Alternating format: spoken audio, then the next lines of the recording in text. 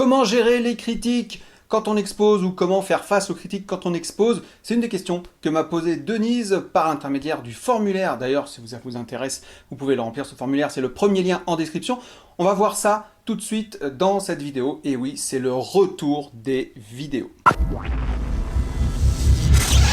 Salut à tous, c'est Pascal Dumont, donc artiste peintre et scénariste de bande dessinée, à mon petit niveau évidemment, et sur cette chaîne, tout simplement j'aide les artistes débutants ou ceux qui veulent devenir en tout cas artistes ou qui veulent rentrer dans ce monde d'artistes, que ce soit par l'intermédiaire de la peinture ou de la bande dessinée. Je donne quelques astuces, quelques conseils sur comment moi je vois les choses, sur comment j'ai fait et sur ce qui se passe, et voilà, tout simplement. Et toujours avec bienveillance, évidemment. Alors, c'est le retour des vidéos aujourd'hui, et je vais répondre donc à Denise qui m'a posé une question très intéressante. Elle désire exposer, mais sans vendre, ok? Et a priori, elle perçoit des réactions qui la déçoivent et qui la mettent mal à l'aise.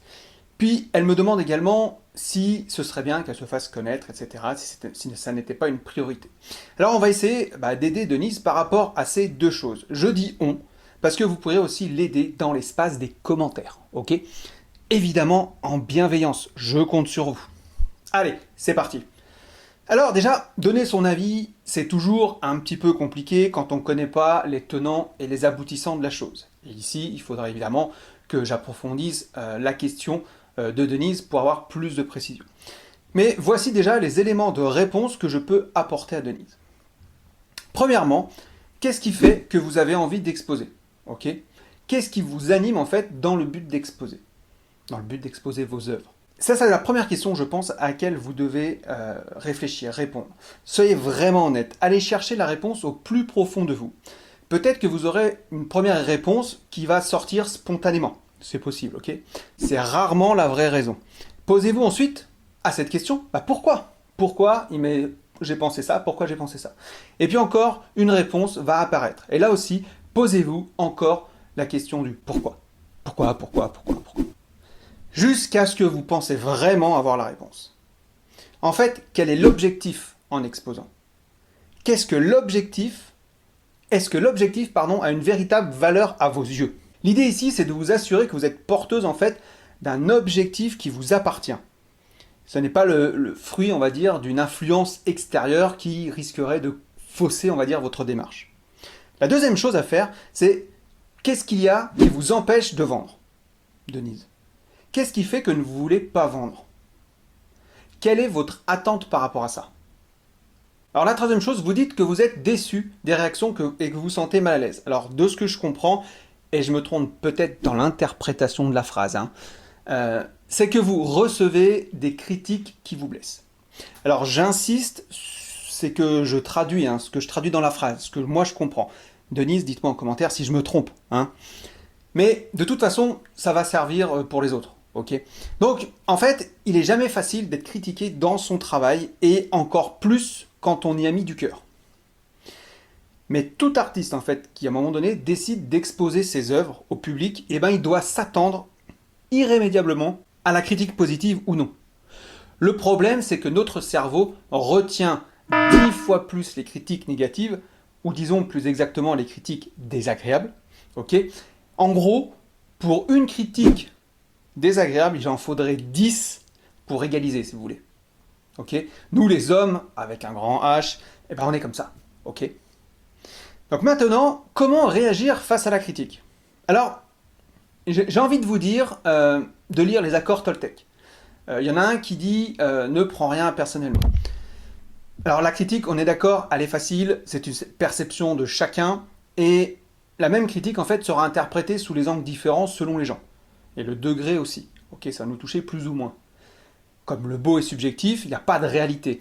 En PNL, on dit « la carte n'est pas le territoire ». Grosso modo, si 10 personnes sont présentes dans une salle ou exposées un tableau, les 10 vont percevoir, vont ressentir différemment les choses par rapport à la représentation de ce tableau. Okay? Donc franchement, Denise, c'est ok si une personne critique votre travail. Accueillez-le. Accueillez la critique. C'est un feedback et passez à autre chose. Okay? Ça veut simplement dire que votre ego il est un petit peu blessé. Et il est là pour vous protéger en fait. Donc remettez vraiment les choses en perspective. Est-ce que c'est si grave finalement?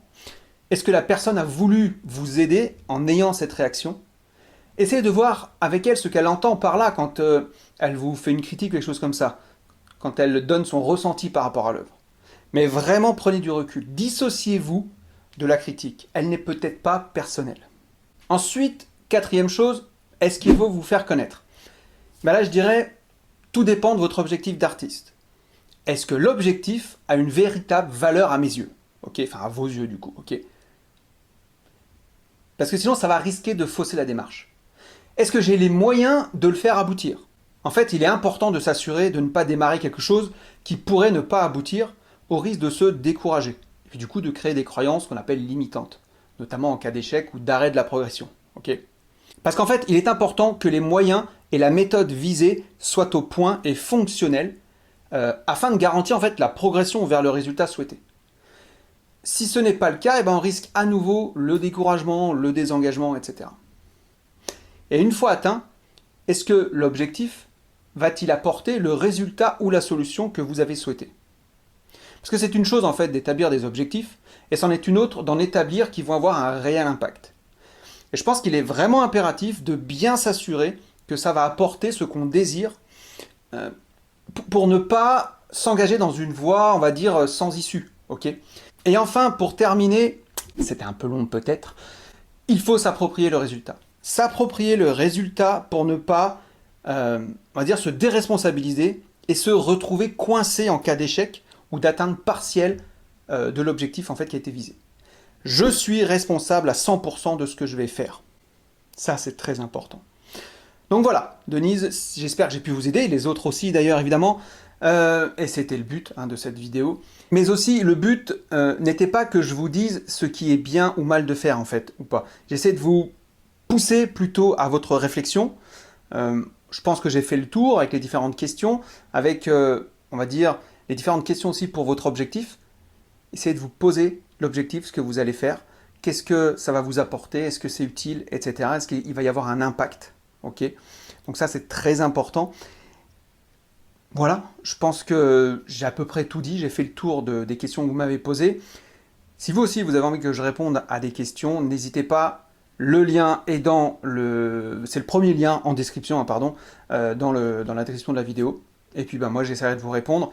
Je vais essayer de ne pas faire ma prochaine vidéo dans 8 mois, ok. Sinon, moi je vous dis à très bientôt.